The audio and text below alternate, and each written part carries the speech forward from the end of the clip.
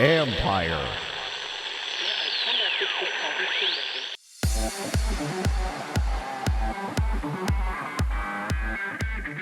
Meet the spawn of the Sloan Analytics Conference. A lot of what we've been doing is just, casual research where we go on different websites and we try to notice cool trends with statistics. But then I would say our biggest project has been co-authoring this book to try to, share our perspective on sports analytics with anybody who's interested in reading. Twin brothers Aidan and Maxwell Resnick will join us to talk about growing up huge fans of the numbers behind the sports they love. This is the Future Sport Podcast. I'm Bram Weinstein.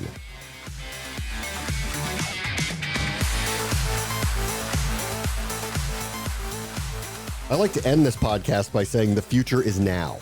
It has never really applied more than with today's guests, Aidan and Maxwell Resnick, twin brothers who have co-authored a book essentially professing love for analytics and the modern sets of data that are the new engine of sports.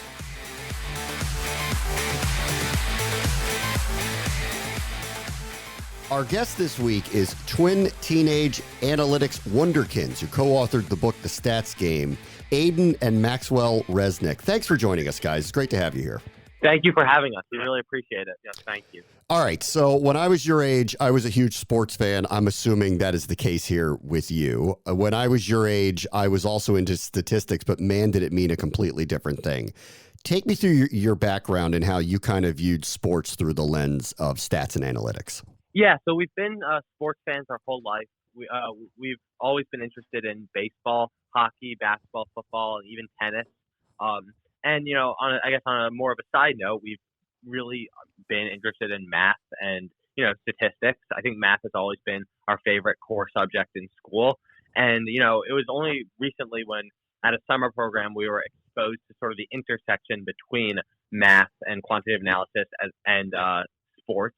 And so that's really what led us to want to study, sports analytics as a field. And, a lot of what we've been doing is just, casual research where we go on different websites and we try to notice cool trends with statistics. But then I would say our biggest project has been co-authoring this book to try to, share our perspective on sports analytics with anybody who's interested in reading. So what did you learn about analytics that kind of changed your view about sports? Well, one thing that analytics is good but not perfect at is helping us filter out biases. So when you watch a sports game, your eyes and your brain, to no fault of anyone, but it's just how the human brain works, is very prone to biases. You're more likely to remember some plays over other plays, and it's impossible for the brain to truly depict how valuable a particular play is by a given player. So with that said, analytics helps us look at a much more broad picture. One thing I want to clarify is that when we say analytics, that's often misconstrued as solely the study of numbers. But the way we look at it is it's more the study of information as a whole. Now, granted, the vast majority of that information happens to come in numerical form, but there are other ways there are other non-quantifiable ways that to evaluate a player or a team that definitely should be given weight and taken into account. Like what? What? Give me an example there. Like what? Yeah. So one example is how is leadership, for example. It's hard to put a numerical value on a player's leadership. Correct. Like, for instance, we just saw the Super Bowl. Tom Brady can only play on the offensive side of the ball, but it is hard to imagine. It is hard to put a number on his overall impact as a leader and as a mentor for some of those players. And just because we can't really put a number on that does not mean it shouldn't be taken into account. It is obviously a very valuable thing. With that said, when analyzing Tom Brady's value as a player, the vast majority of that analysis will come through numbers. But like I just said, that's not to say that other factors do not carry any weight. And similarly, the age-old word chemistry, I don't know how you quantify that word, especially when you're talking about a team sport dynamic, right? Yeah, and so chemistry is, I think, another example that we often like to point to when talking about, unquantifiable qualities that are still very, very important to take into account. And, I think the example we like to give is, in the sort of middle of the decade in basketball, if you look at the Golden State Warriors and the Los Angeles Clippers, they had very comparable talent, but their results were not even close to what they or what their talents should indicate. The Warriors were one of the best teams of all time. This was Kevin Durant. They won the single season record. They posted a single season record for most wins in a season. And meanwhile, the Clippers really struggled, and they could never really contend for a championship. And on a podcast after he left the Clippers, JJ Redick, the Clippers shooting guard, often pointed to the Clippers locker room issues as a main reason why they really struggled to get going. Whereas, everybody knows the Warriors as this team that just plays really, really well together.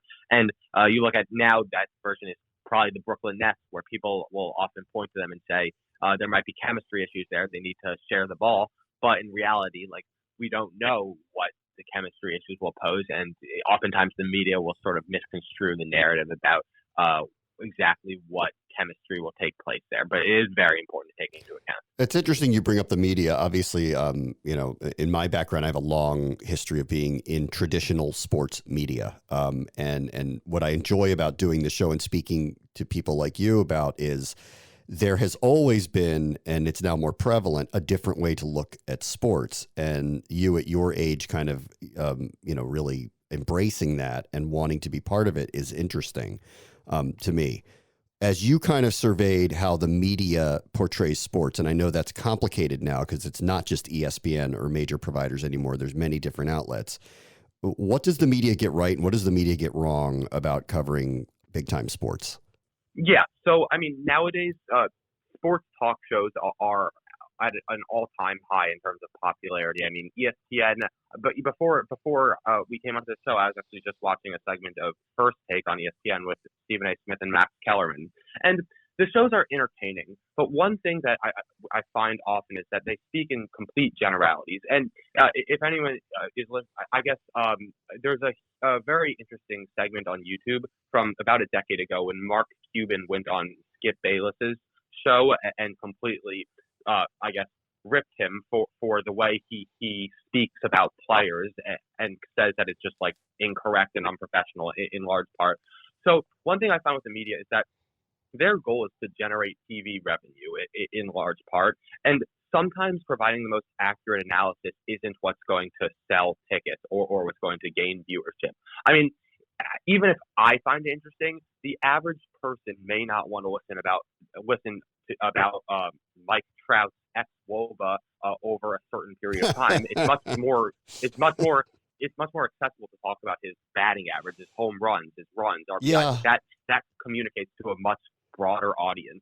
So that's one thing. The media, a lot of media members, and to no fault of their own, it's just the nature of the industry, are stuck in a sense talking about statistics that will communicate to a much broader audience. Another thing is they always portray players in this, I guess, protagonist or antagonist narrative. They always have to play, of course, game on the line, like Michael Jordan, he's going to hit the shot, like that type of mindset where they want to over personify these players to an extent and make it, because that creates a story-like narrative, and they benefit from a story-like narrative because story-like narratives are very personable. Yeah. Now, if we think of players, if they talk about players and they only talk about their statistics and advanced metrics, that's not very personal. The average human being is not going to be interested in that. But when you create a storyline behind that, Tom Brady leads his team and Tom Brady wins his seventh Super Bowl instead of the Buccaneers' holistic effort on offense and defense beats the Chiefs, which is a much more accurate headline. Then I guess that's the headline that's going to sell tickets and gain revenue. Here's the other thing too, and I want to see if you agree with this. What I have always found really interesting about this is that sports coverage inherently has to involve a lot of math, even if it's rudimentary box scores, right? Because how in the world do you tell this story without using the metrics that are available to you to tell the story, i.e. this person's batting average is this, i.e. therefore he is good, right? So it's always been there. Yet the level that you speak about is always stereotyped, almost to a degree by which it doesn't belong in sports coverage. It has a, for lack of a better term, nerdish type attachment to it. And I've always felt that was the wrong way to look at it, that there was a way more inclusive and wise way to portray the information that was there. But for some reason, I don't know what got in the way of it, but presentation in sports media has mattered. And the math, even though it's a big part of it, when you deep dive the math, it gets stereotyped. Do you agree with that?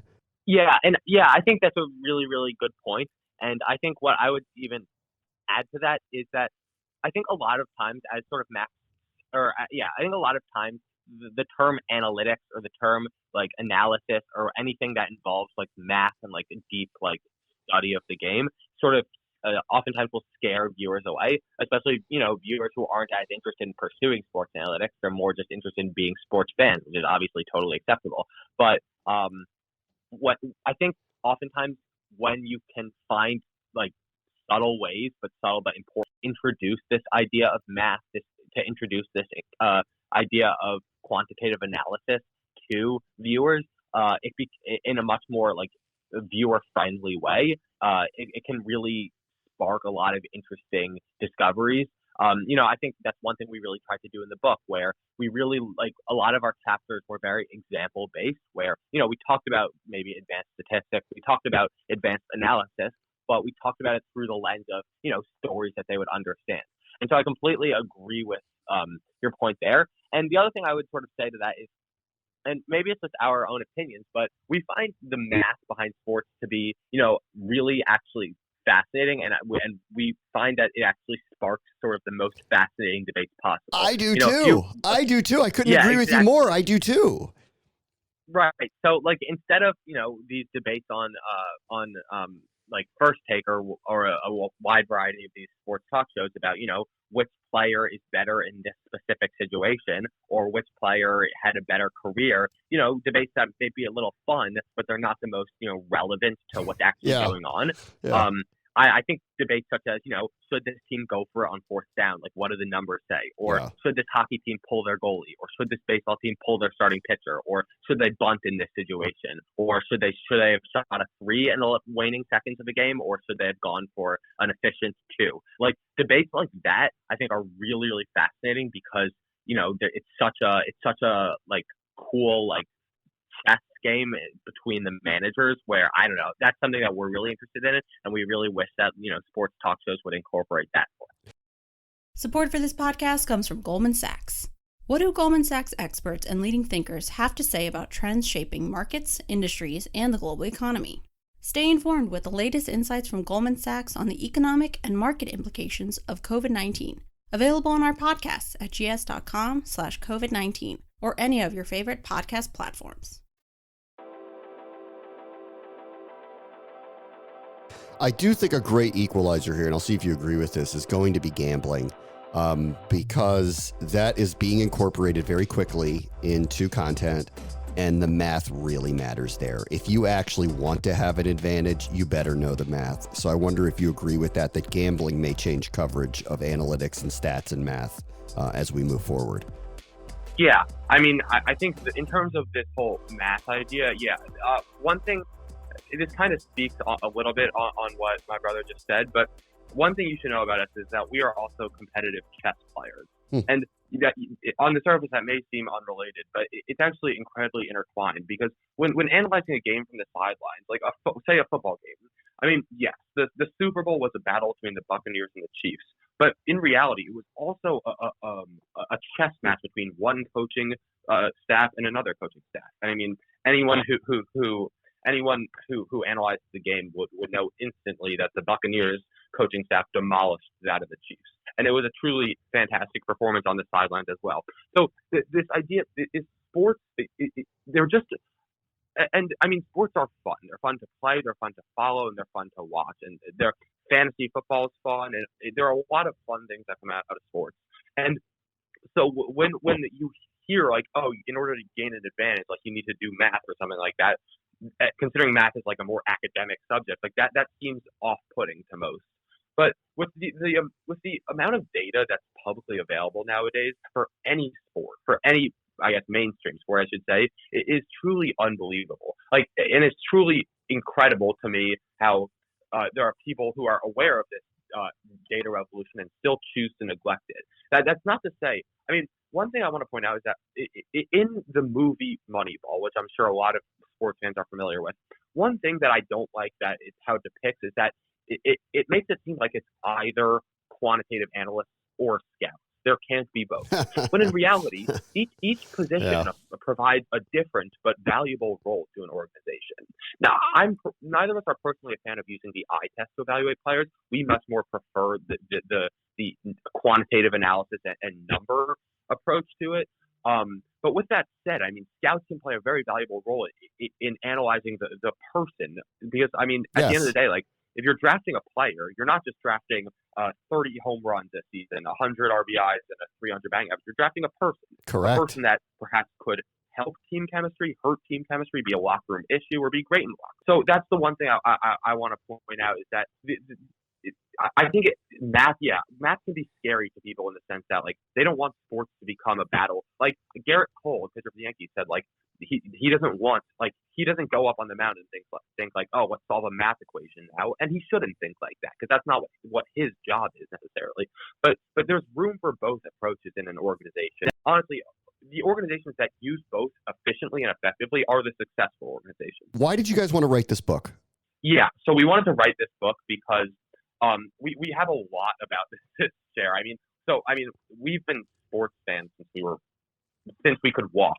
So we've just spent hours and hours every day just debating sports, like, oh, which player's better, like, oh, which team's better, and stuff like that. And we could do it for hours on end any single day. But so we decided that, I mean, let's put pen to paper here and create this project. I mean, over the summer, we had a lot of our original summer plans canceled due to the pandemic. So we had a lot more free time on our hands. So we decided, let's embark on this greater project in a sense. And I think that the process, I mean, there were obviously difficult parts like planning and stuff like that, and sometimes like it felt a little tedious. But like when it came to sitting down and writing, like I was just typing away, and it really just came easily because this is a topic we're both so passionate about. So, what do you guys want to do? Do you want to be GMs? Do you want to be in front offices? Do you want to work with leagues? Like, what's the next step for you?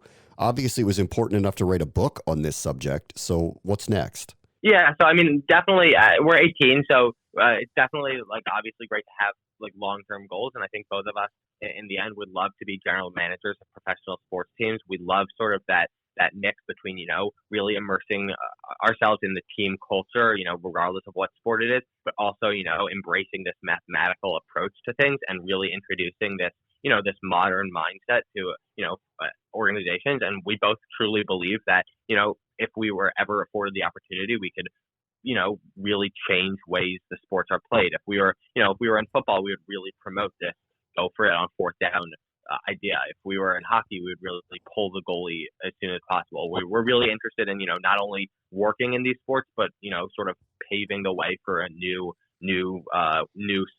conventional wisdom in these sports. You know, I guess in more of a short term, we're very excited to both go to college next year to really study a lot of, you know, related fields. You know, we're not necessarily majoring in sports analytics because that's not really a thing at most colleges, but we're interested in studying, you know, statistics, computer science, economics, a lot of those, you know, very related fields, and really just building a foundation in, you know, not only how to analyze data, but how to make decisions with data.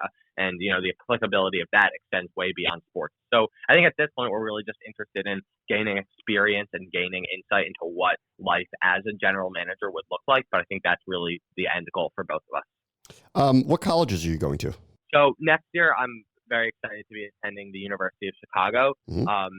And Max is still looking at a plethora of very good options. So he is not committed to a school yet, but he is very excited at the opportunities that will arise. So University of Chicago, you could get into economics. Then that's a big possibility for you too, then, I would think. Yes. It's going to be a very exciting experience, and both academically and, you know, being around a lot of great professional sports teams in that city. Yeah, it will be really cool. All right, last thing for you both, since you both mentioned you're heading to college. You had the unfortunate reality of living your senior year of high school in a pandemic. So what was the experience like? I mean, I guess the best way to look at it is more time to analyze data and sports analytics. I mean, you have a lot more free time on your hands, which that could be good and could be bad. I mean, overall the pandemic. I mean, personally, so we go to Horace Mann School, which is in the Bronx, New York. So we are sometimes it's been a mix between in-person school and online school. So okay. So we've been both. Currently, actually, we are supposed to be in person, but we have a snow day today. So we do have a lot more free time on our hands. But I mean, that free time, I think we've both been able to put it to good use. I mean, we're both just so passionate about this stuff, among with other disciplines. So it really is a chance to really take your time. I mean, currently, something I'm working on how to create a model that will predict college success at the college basketball level to the NBA using factors such as statistics and overall combine measurements. Yeah, and I'm currently working on finding new ways. We're both big fantasy sports players, so creating a new fantasy baseball projection model using primarily expected stats instead of actual outcome stats. So I think we're both really enjoying the time to ourselves to really do what we love. But at the same time, there's a big part of us that wishes we had more of a normal senior year in our high school. Yeah, I mean, it sounds like you guys didn't miss homecoming and prom that much. Maybe others did. Yeah. Yeah. Yeah. All right. Cool. Yeah. Aidan and Maxwell Resnick wrote the book, The Stats Game, a deep dive into sports analytics in the modern era. Thank you both so much for joining us. Good luck with the book and good luck in your future endeavors. Thank you so much. We really appreciate it. Thanks. On the next Future Sport podcast, hasn't the time come to get the delay out of streaming? So the past 3 years, we've done this latency test where we've basically taken 6 or 8 different platforms that are streaming the game and compare them to what we use from a streaming technology standpoint and the broadcast and the actual action on the field. And what is probably the most amazing thing of all of this is that in the past 3 years, nothing's really changed much in terms of what these platforms are offering. That's Jed Korenthal, CMO at Phoenix, where the solution to real-time streaming is paramount to the success of in-game betting. That will do it for this episode. As always, the future is now.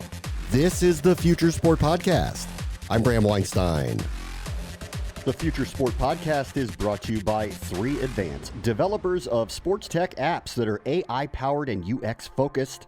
So if you're looking to create some apps for your startup or your sports biz calls for some artificial or business intelligence, you should check out 3 Advance. They're incredible. Go to 3advance.com. That's the number 3advance.com.